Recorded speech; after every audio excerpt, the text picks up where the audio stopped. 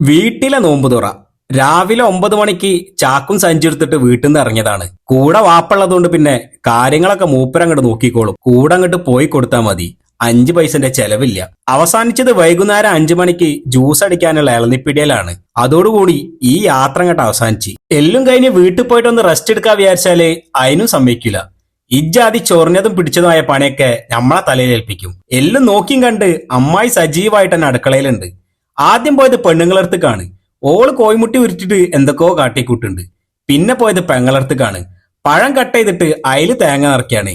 ഓളൊരു ബുദ്ധിയെ ഒരുത്തിണ്ട്. പിന്നെ ഓല ത്രികോണത്തിൽ മടക്കി അയിലെന്തൊക്കെയോ നിറച്ചെടുക്കുന്നുണ്ട്. പൊരിച്ച പത്തിരി ചുടുന്ന തിരക്കിലാണ് ഉമ്മ. പൊരിക്കാനുള്ള സാധനങ്ങളെല്ലാം റെഡി ആയപ്പം മക്കൾസ് എല്ലാരും ഓടിയെത്തിയാണ്. ഈ പൊരിക്കുന്നതൊക്കെ ഇങ്ങനെ കണ്ടിക്കാനപ്പം എനിക്ക് ഭാഗ്യമുള്ളൂ.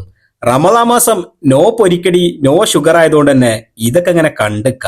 അപ്പോത്തിന് നമ്മളെ നൂലപ്പം ഇങ്ങനെ വെന്ത് റെഡി ആയിനെ. ബാങ്ക് കൊടുക്കാനായി എല്ലാം സാധനം നിരത്തി. ഇവർക്കുമാർക്കങ്ങനെ നോമ്പില്ലാത്തോണ്ട് ആദ്യം തീറ്റ തുടങ്ങിയാണ്. ബാങ്ക് കൊടുത്ത് നോമ്പും തുറന്ന് എല്ലാരും അങ്ങോട്ട് പിരിഞ്ഞുപോയി.